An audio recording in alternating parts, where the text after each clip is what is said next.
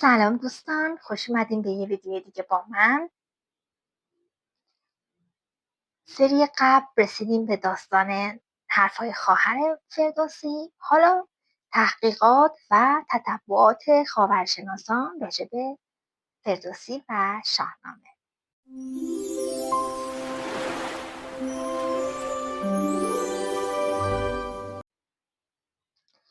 به طور مقدم باید گفت که شاهنامه فردوسی در عصر جدید در واقع جهانگیر شده و در تمام ممالک متمدن اروپایی ترجمه‌ها و تحقیقات مفصل علمی راجع به زندگانی شاعر بزرگ ایران و همچنین درباره خود شاهنامه صورت گرفته. چنانچه اگر بخواهیم کلی آثاری را که در این مبحث طبع و نشر شده فهرستوار حکایت کنیم، یک کتاب مفصل و مستقلی می شود. به همین جهت زبده تحقیقات و تتبعات اروپاییان را در دوران اخیر به عرض می‌رسانیم. پروفسور نیلزگی آلمانی و موهل فرانسوی بزرگترین اثر علمی و تحقیقاتی که راجع به فردوسی و شاهنامه پروفسور لنتگه آلمانی به وجود آورد که معروف به حماسه ملی ایران است و در مجموعه معروف اساس الفقه العقیه ایرانی انتشار یافته است.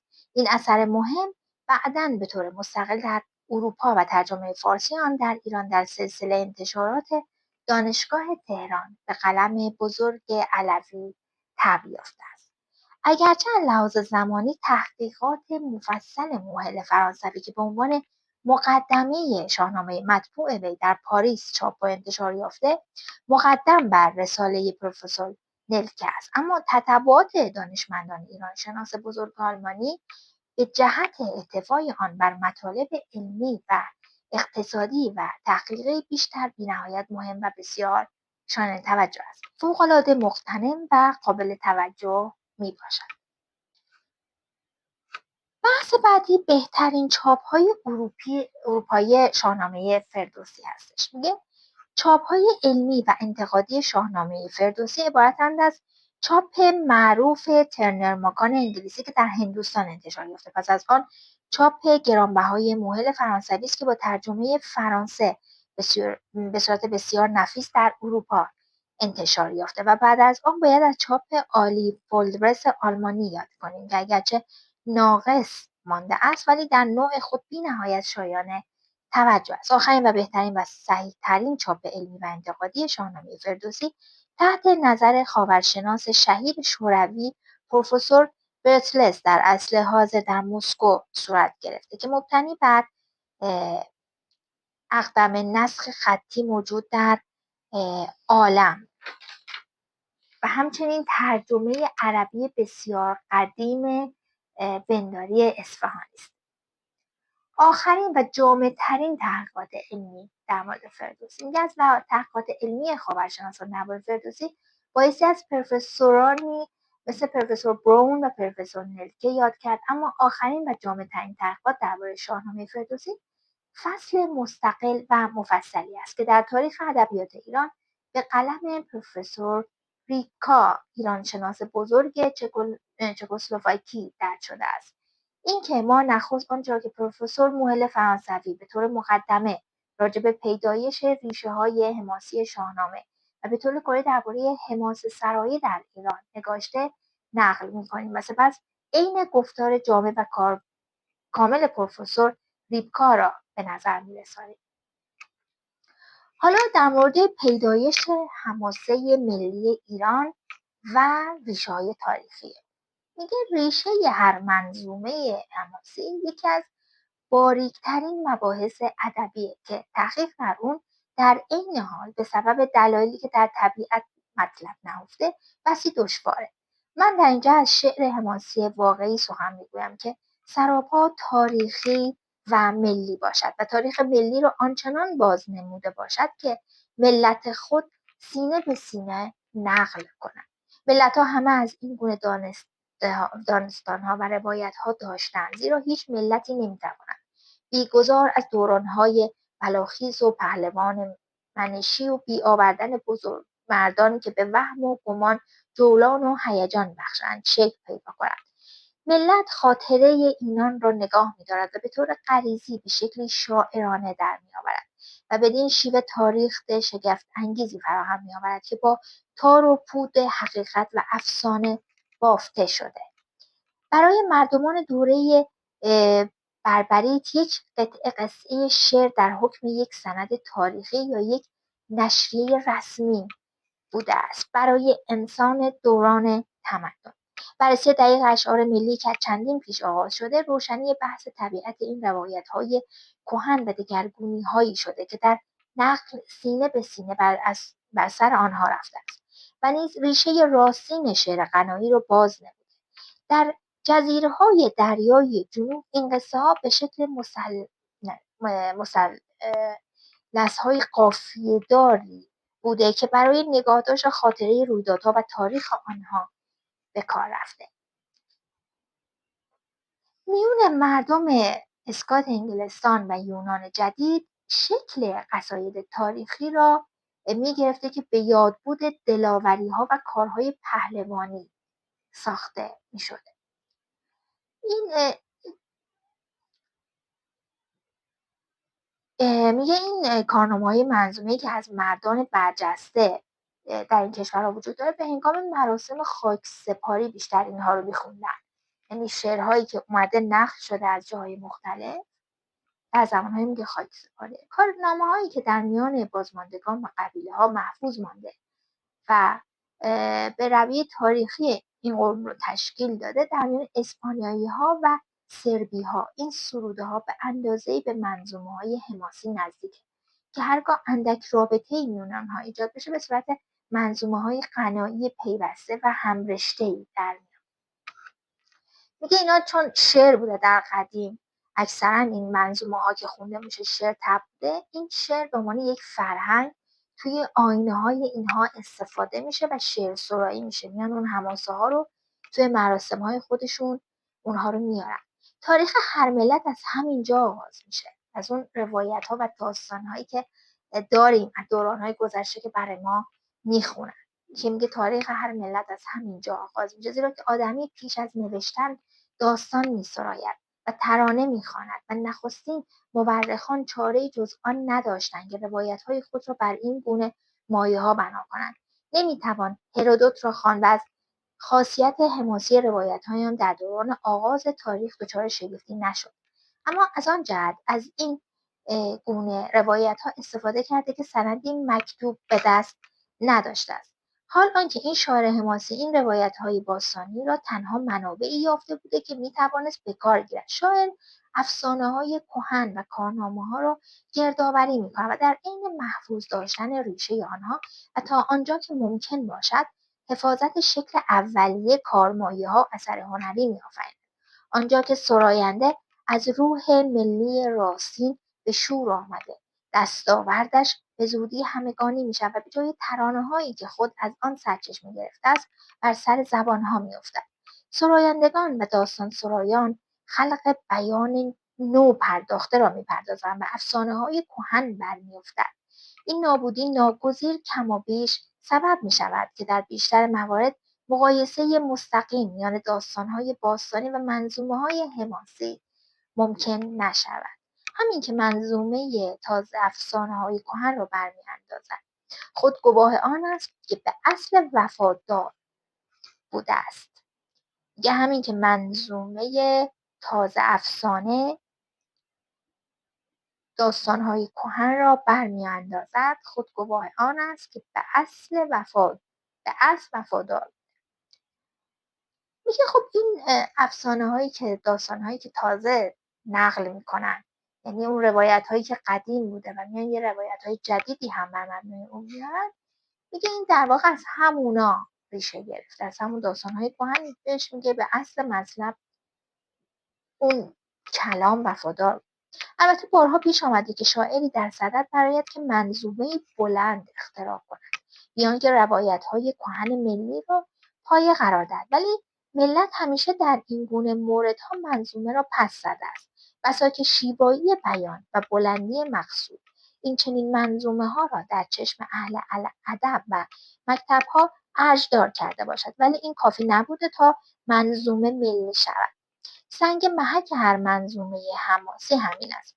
هرگاه اثری به نزد ملتی مقبول افتد و در میدانهای عمومی سراییده شود، میتوان اطمینان کرد که بر روایتهای حقیقی مبتنی بوده است و آنچه را از توده مردم گرفته تنها به شکلی کامل بازپس داده است.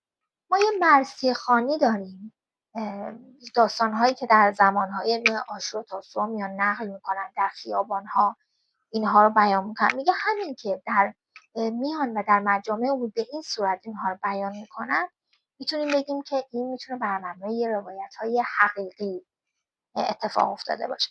برای نشان دادن منظورم از شعر حماسی راستین و دروغین، نمونه‌ای بهتر از منظومه‌های هومر و ویرژیل ندارم. ویرژیل خواست نیروی پندار خود را بر جای خالی افسانه‌های کهن نشاند، ولی با همه هنر و همه کمال سبکی که به کار برد نتوانست پندارهای خود را مردم پسند و اثرش را ملی کند. اینکه تنها چند ملت توانستند منظومه‌های حماسی پدید آورند شاید مایه شگفتی باشد، زیرا که همه ملت‌ها کارمایه و عناصر آن را دارا بودند. اما هرگاه به رمز آن بیندیشیم دلیلش به آسانی دستگیر خواهد شد. تا وقتی که ملتی هنوز در حالت بسته باشند، مایه‌های حماسی فراوان به دست می‌آورد. ملت‌ها به ندرت در دامان خود مردی می‌پروردند که دارای احساس هنری چنان ژرفی باشد که بتواند این مصالح را دستمایه مجموعه‌ای شاعرانه کند. بعدها هنگامی که ادبیات در ملتی شکل گرفت، یعنی پیش از آنکه فرصت برانداختن روایت‌های زبانی را پیدا کند، ممکن است نبوغ زاینده و باربری پیدا شود که از ترانه‌های مردم بر قبط و شوق آید و به سرودن منظومه ملی بپردازد. ولی ادبیات هرچه بیشتر رود و در ملتی بیشتر رسوخ کند، احساس قناعی را زیر پا می‌نهد و برمی‌اندازد. مکتب‌هایی ارج می‌یابند که پیرو شکل‌های خشک و ساختگی باشند، شکل‌های خشن و ساده افسانه‌های تاریخی خوار می‌شود. کتاب جانشین داستان‌سرا یا نقال و قصه پرداز می‌شود. سرود و ترانه نابود می‌شود و سرچشمه شعر حماسی می‌خشکد و هرگاه بعدها دگرباره روزگاری همانند زمان ما فرارسد و اهل دانش از شکل‌های ساختگی ادب به تنگ آیند، به سوی شعر کهن ملی رو می‌نهند. ولی چنین شعری دیگر چندان جاندار نیست که بتواند دستکاری‌های تازه را آب آورد. پس تنها کاری که باقی میماند همانا گرد آوردن چیزی است که دست تصادف محفوظ داشته است. اینکه ایرانیان در داستان‌های باستانی حماسی از بیشتر ملت‌ها غنی‌ترند جای شگفتی نیست. از یک سو دامنه جهانگشایی و نشیب و فراز امپراتوری و پیوستگی جنگ‌ها و شکوه بناهایی که پیشینیان برپا داشتند در خاطر آنها آثار چندین باقی گذاشته است و از دیگر سو نیروی تخیل ملت ایران همواره تشنه کارهای شگفتی‌آور بوده است.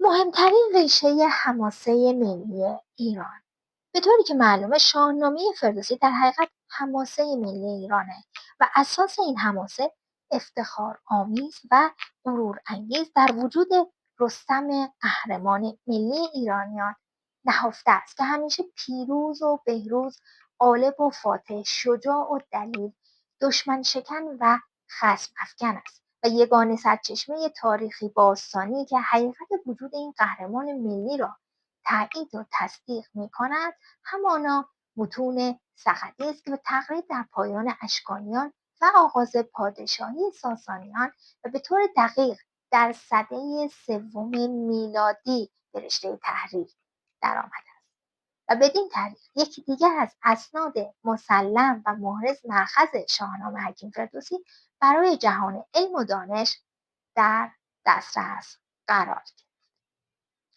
تحقیقات و تتبعات جامع پروفسور ریبکا درباره شاهنامه فردوسی. روایات داستانی ایران نخستین تدوین رسمی ساسانی از داستان‌های حماسی ایران، یعنی خداینامه یا همون شاهنامه که اصالت آن محقق و تقریبا به صورت امروزی است، در عهده خسرو انوشیروان اول در سالهای 79 تا 531 میلادی و آخرین آن کمی پس از به تخت نشستن یزدگرد سوم، یعنی ما بین سالهای 632 تا 651 میلادی، یعنی به فاصله کوتاهی پیش از برافتادن آن سلسله بوده است. این تدوین شامل تاریخ ایران از بدایت آن بود و حقیقت و افسانه را به هم آمیخته بود. هنوز سده 8 میلادی به نیمه نرسیده بود که کتاب‌های تاریخی ایرانی به تازی برگردانده شد و این یکی از نخستین مراحل بیداری احساسات ملی ایرانیان و احیای آداب باستانی آنهاست. روایت مسعودی صاحب مروج اذهب مبنی بر اینکه یک تاریخ ساسانی برای خلیفه حسام ترجمه شده معروف است. پاره‌ای از مترجمان منحصراً به افسانه‌های ملی عهد ساسانیان از جمله شرح دلاوری‌های رستم سیستانی می‌پرداختند. افسانه‌های رستم پس از آنکه ساسانیان به جای اشکانیان نشستند، در حماسه راه یافت. در نگارش خداینامه یا شاهنامه به هیئت عربی، یک مخفف، یک ایرانی نامدار و از بهترین دبیران تازی‌نویس که در سال 1402 هجری کشته میشه، فتح باب میکنند. نسخه اصلی فارسی میانه یا همون فارسی پهلوی از دست رفته و متأسفانه ترجمه‌ای هم که همکنون بدان اشاره شد و همچنین 8 ترجمه با تحریر دیگر سیرالملوک خداینامه و به پارسی دری شاهنامه شد. سرنوشتی جزئی نداشت. میگه در میون اینها نوشته موسی بن عیسی کسروی حائز اهمیت خاصی بود، زیرا با اثر این مغفر رقابت می‌کرده است. آنچه به ما رسیده گزیده‌های پراکنده‌ای از وقایع‌نگاری‌های تازی است. پیش از این ترجمه منصور فارسی دری این حماسه که شاید هم فقط یکی از بخش‌های آن، یعنی فصل مربوط به گرشاسته باشد، تعریف ابوالمعید بلخی معلوم است منظومه‌ای با مضمونی مشابه از مسعودی مروزی، یعنی پیش از سال 375 هجری بر آن مقدم می‌باشد، ولی صریحاً عنوان شاهنامه ندارد. از این مثنوی 3 بیت در بحر حماسی به دست آمده است. بخش بعدی پیشروان مهمترین شاهنامه منصور آزادسرود احمد سهل دهقان چاچ. از زبان خود فردوسی آگاه می‌شویم که بیان نحوه مرگ رستم را مدیون شخصی به نام آزادسرو است که نزدیک میهن پرست ایرانی به نام احمد بن سهل در مرو می‌زیسته و در مورد دیگری به مناسبت داستان اشکانیان دهقانی را از مردم چاچ واقع در ماوراءالنهر به عنوان راوی نام میبرند. بدین ترتیب تنها پیشروان مهمترین شاهنامه منصور بودند که مأخذ اصلی فردوسی و محصول کار هیئتی مرکب از جمع زرتشتیان ایران خاوری است. این گروه که به ابتکار ابومنصور محمد بن عبدالرزاق امیر فئودال طوس تشکیل شده و اعضای آن نیز بیگمان با توجه به موقعیت اجتماعی وی گرد هم آمدن در کار خود هم از خداینامه پهلوی و هم از دیگر آثار کهن سود جستند و در 346 هجری از آن بپرداختند. شاهنامه ابوعلی محمد احمد بلخی که فقط پی بیرونی بدان اشاره می‌کند تا حدی محل تردید است، برای آنکه این شاعر همان محمد بن احمد دقیقی است. سایر محققان و ویراستارهای دیگر می‌دانستند و عثمان فنف نظر هیچ یک را صائب نمیداند. ببینید اینقدر این کتاب دست به دست شده و شعرهاش نقل شده که خب هی تردیدها اومده دیگه، هی اومدن اینو به زبانهای مختلف ساده تر کنن از اون زبان قدیمی، ولی خب کتاب دستمایه تغییراتی شد. میگه که خاور ایران مرکز پرورش حماسه ملی است. با وجود همه نام‌هایی که برشمرده شد، مأخذ مستقیم و غیر مستقیم را فقط به صورت پراکنده میتواند پرده استتار خارج ساخت. آثار بسیار زیادی خواه در گردباد حوادث و خواه بر اثر اینکه در برابر شاهکار استاد بزرگ توس قدرت عرض اندام نداشته از دست رفته است، ولی به روایت شفاهی هم که سینه به سینه به ما رسیده و همچنین به افسانه های عامیانه به هیچ وجه نباید بی‌اعتماد ماند، زیرا شکی نیست که فردوسی موضوعات مناسب را به حد وفور از آنها گرفته. همین حقایق ساده که ذکر آن رفت برای هیچ کس تردیدی باقی نمی‌گذارد که بر سراسر آثار مکتوب در واقع روح فئودالی و اشرافی حکم فرما بوده. بارتلت هم که من در این مورد جای به جای از نظرش پیروی میکنم، بدین معنی تصریح کرده بود که در ایران هم بعد از اسلام و هم در دوران پیش از آن که از روزگار هخامنشیان آغاز می‌گردد، ابداعات حماسی و پرورش ادبی مضامین حماسی و انتساب آنها به شخصیت‌های معین تاریخی در مناطق خاوری متمرکز بوده است.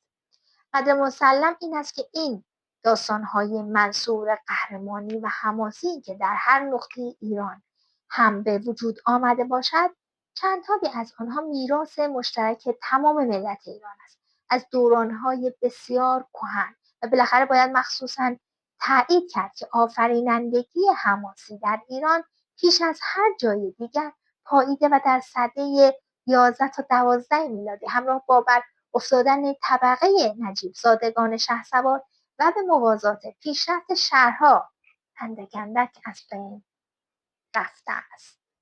دفعه دیگه میریم و به پیش گزیده‌ای برای سرودن اشعار فردوسی پردازیم.